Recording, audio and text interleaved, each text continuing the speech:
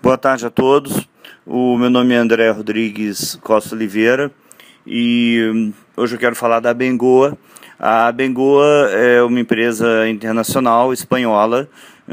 que aplica soluções tecnológicas inovadoras, segundo os próprios, para o desenvolvimento sustentável nos setores de energia, meio ambiente e que gera eletricidade a partir de recursos renováveis, transformando biomassa em biocombustível e produzindo água potável a partir de água do mar. E a Abengoa, até onde se sabe, tem construído e desenvolvido vários projetos no Brasil,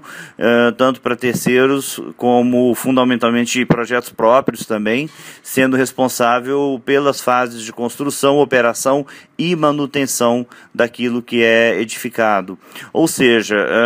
geram energia a partir de recursos renováveis, transformam biomassa em biocombustíveis, criam infraestrutura que, em tese, evita o investimento em novos ativos contaminantes e cria novos horizontes de desenvolvimento e inovação. Bom, essa na verdade deveria ser a Abengoa. Ocorre que bastaram pouquíssimas horas para que o colapso financeiro dessa, que é um dos maiores grupos empresariais da Espanha, fizesse vítimas no Brasil inteiro, especialmente no oeste da Bahia, na região de Barreiras, Luiz Eduardo Magalhães, como também nos estados do Piauí, Maranhão, Minas, São Paulo, nos estados do sul do Brasil, em geral no país inteiro, e as pessoas não sabem totalmente disso ainda, infelizmente, mas eu quero muito que saibam. Logo após o anúncio de que a empresa entrou em pré-recuperação judicial no início de novembro, no final de novembro, perdão, os primeiros empregados da obra da linha de transmissão, que levará em tese energia de Belo Monte para o Nordeste, já começaram a ser demitidos. E ao todo, praticamente 2.000 pessoas foram dispensadas.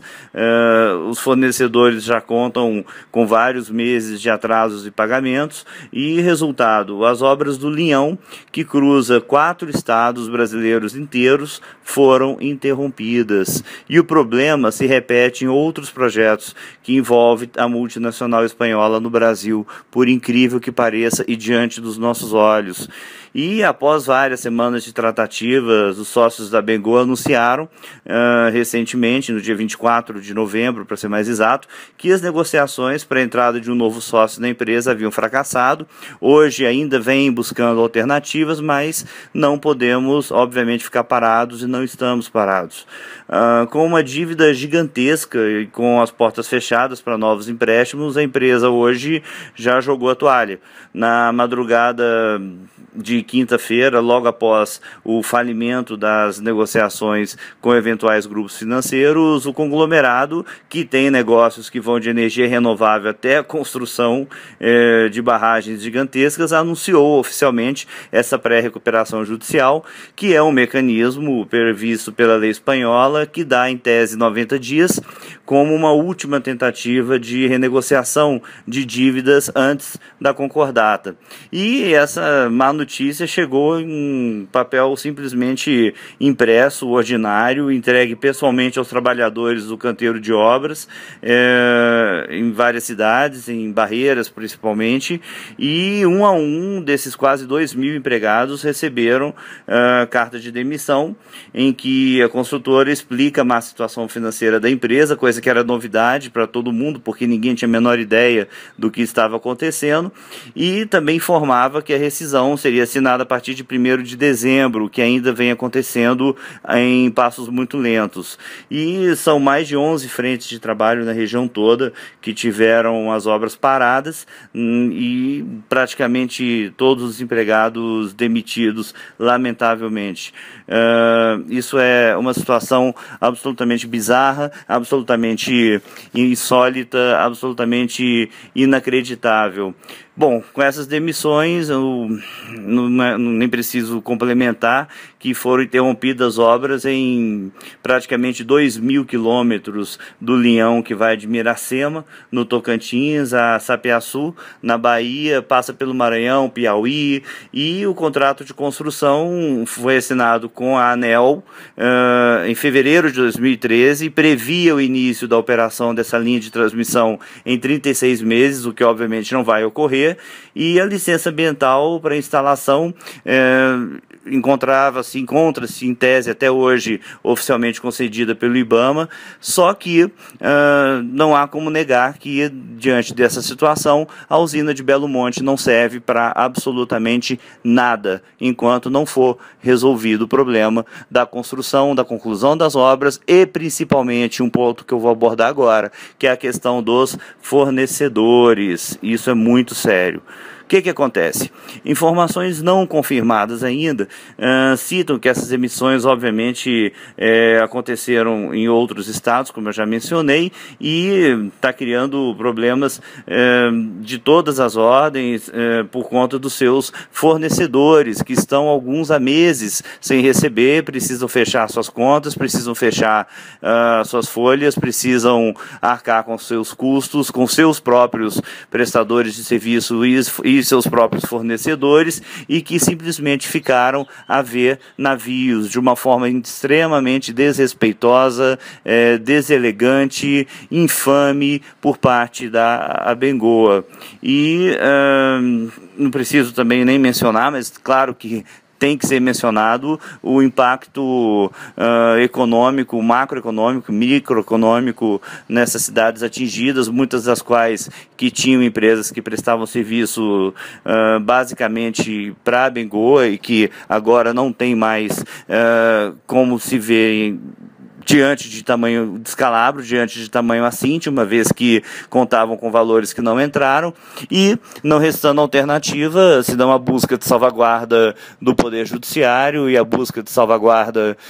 dos órgãos competentes, algumas providências vêm sendo tomadas. A primeira providência é acreditar que não é aceitável, imaginável, que a Agência Nacional de Energia Elétrica, que é a ANEEL, que é a agência reguladora, que tem todas aquelas funções e atribuições enormes que nós conhecemos, não vinha a par, não estava sabendo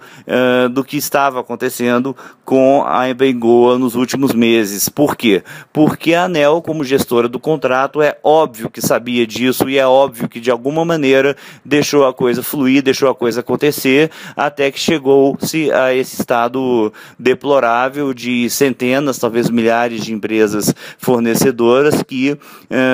estão sem receber e com problemas econômicos extremamente sérios em decorrência disso tudo. Isso leva ao que a gente chama de responsabilidade subsidiária da agência reguladora com relação ao colapso da Abengoa. Por quê? Porque não é crível, como eu já disse, é vergonhoso alguém ousar dizer que o poder público não sabia, não tinha consciência do que estava acontecendo e ainda assim deu continuidade a essa obra que é de interesse público, é de interesse difuso e extrapola grupos pequenos da empresa X ou Y que está com algum probleminha de recebimento, mas todo um universo, como eu já disse, todo um conjunto gigantesco de empregados, de materiais, de equipamentos que hoje estão abandonados ou dispensados ou inutilizados e todo mundo numa situação extremamente constrangedora, vexatória, perante os seus correspondentes bancários, perante as suas famílias, enfim. O caos está totalmente instalado e esse caos se chama Abengoa e a Agência Nacional de Energia Elétrica. O fato é que as medidas jurídicas que têm que ser tomadas e que já estão sendo tomadas